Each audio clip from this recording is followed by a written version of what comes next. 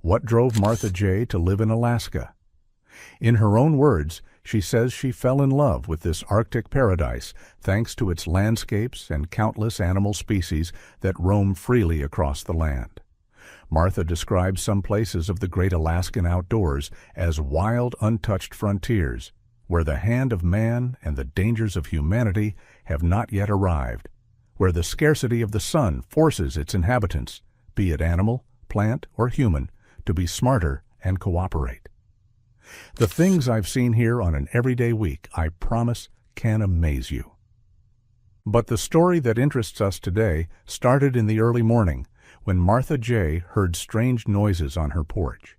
She would later describe them as dry noises, like a little hurried peck on a solid surface, like tick, tick, tick. I couldn't even imagine what kind of thing would be outside.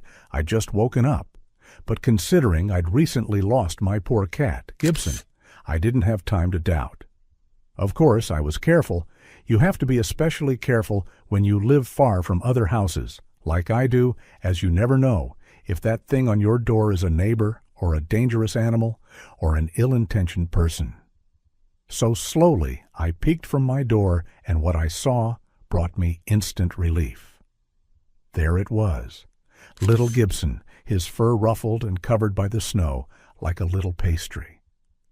But that relief soon turned into fear when I followed Gibson with my eyes and saw that he was staring at another figure. It was an eagle perched on my stairs railing. My heart skipped a beat. I didn't know what to do. How could I know the intentions behind that eagle? Was it looking at my Gibson like a prey? Would I be able to get there in time to separate them? It was all too much, and just thinking about it nowadays gets my heart running. But I swear, the most shocking part of it all comes in the end. It's clear that when Martha tells this story, she can feel it with every inch of her body. Whatever happened on the Alaskan outdoors surely is something to never forget. But what happened to the snow-loving Gibson, and was that eagle planning on catching him, or was there something else behind its actions? Listen carefully and until the end. Welcome to Wonderbot Animals, where the wildest stories of the animal world come to life. Alaska is the USA's biggest state, and by far one of the country's most unique.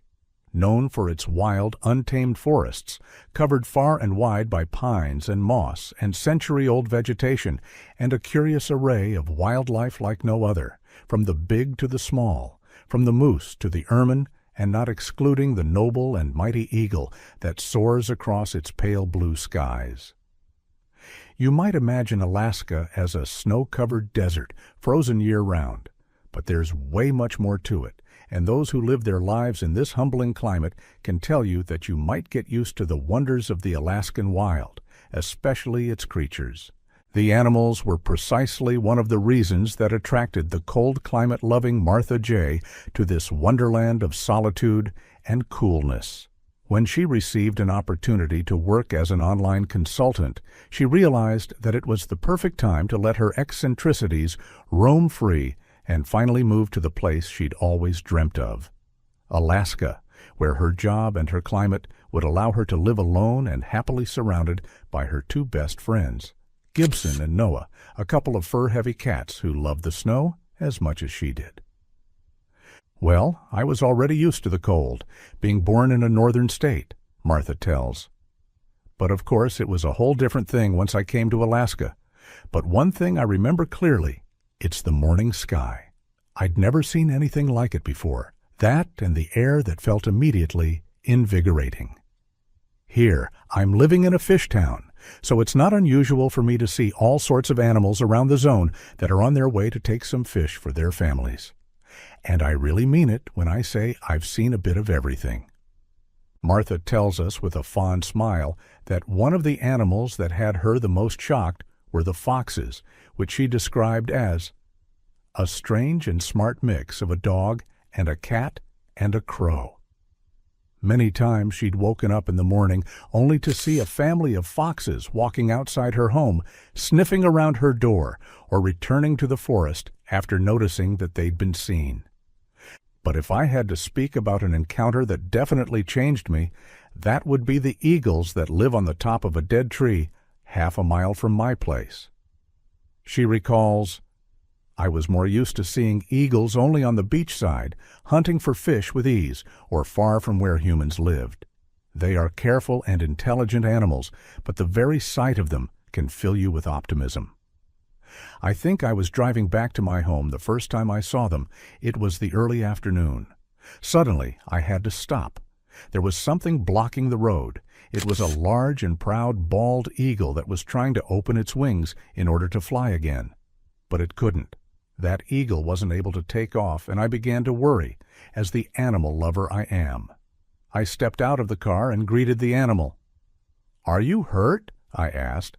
Of course I didn't expect an answer, but you must know that speaking to animals with a low, calming voice is important to create a feeling of trust. I looked at the eagle and tried to approach, looking for any wounds or signs of an accident. But the eagle stopped me with a screech. It filled its chest with air and seemed bigger. It's pretty scary, hearing an eagle screech at you. It ran and flapped its wings once again. And this time, it didn't have a problem reaching the top of a dead tree. I followed the route of the eagle and found a nest. The eagle was guarding its territory, making sure that nobody would ever hurt its children. It was a first impression I would never forget. And that just some months ago, I never thought how important that encounter would become for me, especially considering the situation with Gibson. Although Noah and Gibson, Martha's cats, were of a similar age, their attitudes couldn't be more different. Where Noah was lazy and preferred the warm interior of a house, Gibson was an adventurer that felt the most realized after returning home with a coat of snow on top of his fur. Martha made sure of taking good care of them, feeding them every day so they wouldn't try to stray too far from home. But still, Gibson's rebellious nature was guilty of playing with Martha's heart from time to time. What worried her was the fact that quite some time had already passed and there were still no signs of Gibson. She says, "He has his moments. Sometimes he gets too carried away by chasing a bird or going after a scent. That's normal, but he had never gotten lost for such a long time. I wasn't able to rest well those days. I could barely work and sleep, thinking that my poor Gibson was somewhere out there in the cold. Every day I tried to leave a bag of his favorite cat treats outside of the porch, hoping that he would smell them and come back.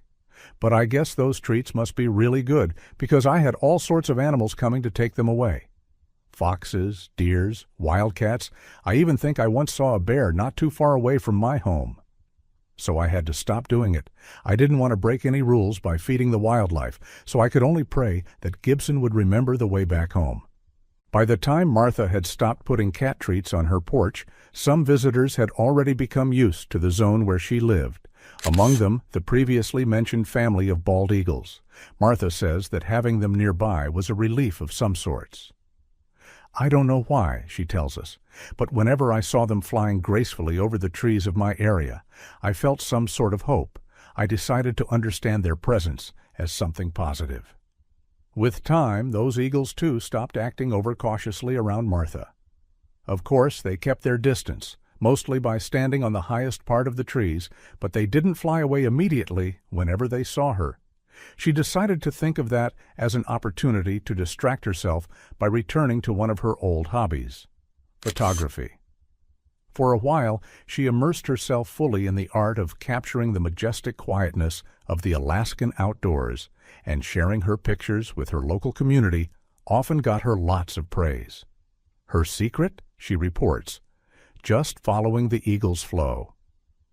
Whenever she had the time, she would grab her camera and her warmest clothes and walk all the way to the eagle's nest, where she would meet the ones she had started to affectionately call her teachers of the landscape. For starters, the first half an hour of her session would be dedicated to framing the eagles in all their grace and power as they soared around the skies and looked at her with pride. But she also was interested in catching their tender moments as they shared the nest, protected the eggs, and rested. She would wait and speak with them, telling them all of her worries. It didn't matter if they were actually able to understand me or not, Martha says. But sometimes you just need someone to listen. And anyways, it was strange, but I really could feel as if they were listening to me. Martha reports that one of the eagles would part almost always after half an hour, and then she would follow. She says that the eagles knew routes that no one would ever imagine on their own, and following them on their hunting routes brought her to unique landscapes and scenarios that felt as if only her and the eagles were aware of their existence. Martha caught the fish in the river and squirrels jumping midair. She took pictures of a world of snow that went on and on for miles as it shone and changed colors for the sunset. Many times her eagle teachers were the protagonists of her pictures, acting as natural movie stars that showed grace and strength in their every move as they hunted for fish or hares. And at the end of the day, whenever she returned home, a part of her really hoped that she would find Gibson lying in his favorite couch. And in case that didn't happen, she began to tell herself that at least Gibson was moving freely in his favorite landscape, enjoying it as much as Martha did. At night, she says, she even started dreaming of exploring the wilderness and taking pictures. It was wonderful. I could almost feel my worries disappear as I entered that world, white as a canvas. I felt as if I was truly living in the present, ready to shoot my camera at the rustle of the leaves or at the smallest agitation of a bush. In fact, now that I think about it, I could almost swear that I almost caught a picture of Gibson while he was still lost. And now, back to that morning, Martha, who reports she hadn't slept too well, would wake up dazed and groggy to the sound of metallic pecking. Peck, peck, peck, peck. She looked at Noah. Her other cat was sleeping peacefully over a blanket, so she didn't even think of waking him up. Martha stood up and walked on her tiptoes to the door. Peck, peck, peck, peck. The noise was starting to worry her. Was it raining? No, that would be impossible. The sound of melting icicles? Not in this season. So she either thought that it would be a neighbor knocking on her door or an animal that had gotten trapped in her porch, somehow. None of the options really convinced her, so carefully she opened her door and took a look at her porch. There was nothing really strange about it at first sight. The front of her house was covered by snow. The trees and the sky were the same on the horizon, and as usual, Gibson was following his routine of taking a morning walk and... Gibson! Martha's drowsiness disappeared immediately as the sight of her cat on her window brought her back to reality. It's funny now that I think about it, Martha tells us.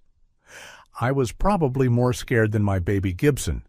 After having spent so many days on the outdoors, surely he was so tired, and my screaming didn't help a bit. Was that perhaps why he looked so tense? I don't know how he managed to last so long on the outside. Probably he found another home near the town, or maybe he could have slept on a burrow. I don't know, but when I found him, he was tired and hungry and was scratching on my house's bin. But that wasn't the noise that had woken me up. I remember very clearly that the sound was more of a peck, and Gibson was trying to open the lid of the bin just in the same way he did everything, quietly. And that was when Martha looked around and found an unexpected visitor on the stairs railing. Peck, peck, peck, peck, again. And there it was, resting on top of the railing, a young bald eagle, pecking on the railing, looking tense and ready to flee at the arrival of the woman. Martha could tell it was a young eagle because its head hadn't whitened yet. The bird of prey was only a bit taller than her cat, but despite its age, it was still a healthy and powerful specimen. It didn't take long for Martha to make the connection. It all fit too well. That young eaglet surely was part of the nest that Martha had been visiting for a long time, part of the family of their photography teachers. I think that I had already seen that eagle before, but I wasn't too sure, Martha tells us. At that moment, I felt very frustrated, too. Oh, how I just wished we could talk to animals and explain our situations to them. I wanted to speak and say, I know you, I know your nest, and I mean no harm, but I don't like how you're looking at my cat. Martha says, although animals have noble spirits, we should not really impose our perception of right and wrong in their actions, as they are only looking for their survival. Still, little by little, Martha was moving closer to Gibson, trying to interfere with the eagle's route. And with her heart about to burst out of her chest, she managed to cover Gibson completely and held him very tight. The cat was cold but confused, as if he didn't feel any ill intentions coming from the eagle. And the strangest thing of it all was that the eagle didn't move either.